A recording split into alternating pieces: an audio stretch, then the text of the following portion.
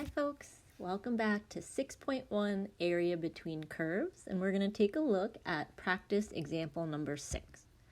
So this question says find the area of the region bounded between the graph of f of x equals square root of x and g of x equals 3/2 minus x over 2. So when we're looking at which graph is which, it's important that we know what these graphs look like. So for example, a square root curve should be familiar to us, and that we can match to the red curve on Desmos. That means that this other graph, even though this looks weird, is really just a y equals mx plus b situation, okay? Now, let's figure out the area bounded between the curves and the graph. So we have a lot of different regions here, and that's why I wanted to pick this problem. So for example, I have sort of like this region out here, all right? Maybe let's call that region A, and that would be like sort of like this, okay? Then we have another region. We could say this is sort of like region B. Okay, and then we have a third region, which we could say is like this part over here, and we'll call that region C. Now, this one is a little tricky in that you have a few choices, whereas before it was pretty clear which region we were looking at, okay? So one thing that we want to notice about this problem is that they don't tell us for region A, like if we wanted to use region A, they don't tell us where it ends. And that would mean it would be like an infinite area because it would keep going.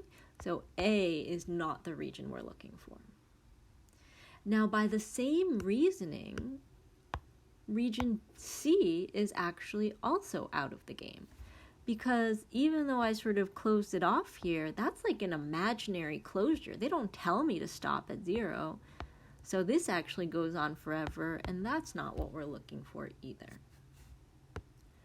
Now, that leaves region B.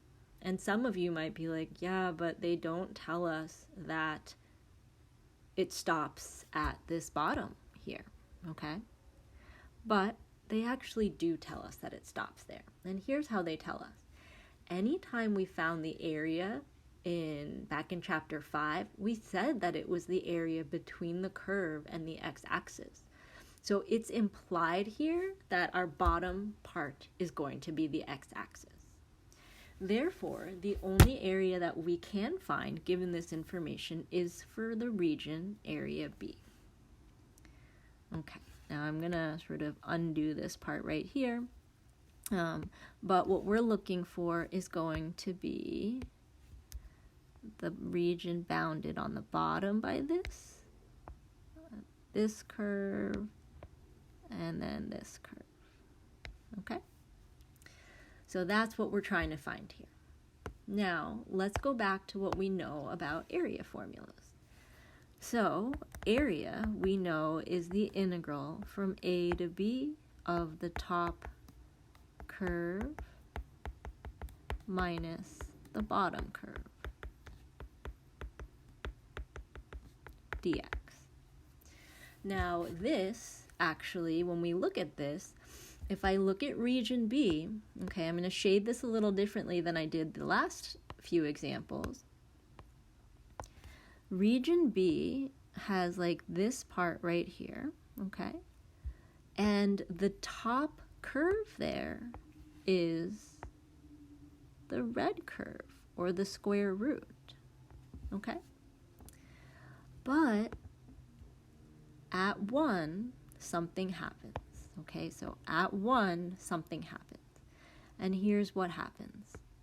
The region that we're looking for, this part, okay? So I'm not going to shade it. I'm going to do a hatch mark so we can see it's different.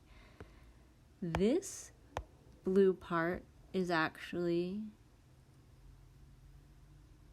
has the linear function on the top of it. It has the line as the top function. So in cases like this, when we switch bounds, we switch from the top the top bound changes as we move along, we have to do this in two separate integrals. So I'm going to find the area of this part right here, and then I'm going to find the area of this part, and then I'm going to add them together.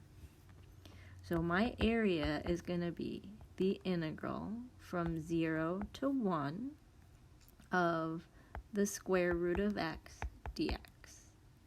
Now, if we wanted to use this idea of top curve minus bottom curve, we're really saying the square root of x minus 0, because that's this part down here, all right? And that's why we never had to write it in the previous chapter, because we were always subtracting 0. Plus the integral from 1 to 3 of 3 halves minus x over 2, minus 0 if you want to, dx. Now, this part, if I want to take the integral, I should probably rewrite this to say x to the 1/2. Plus, I recognize that this second part of the area is actually a triangle, all right?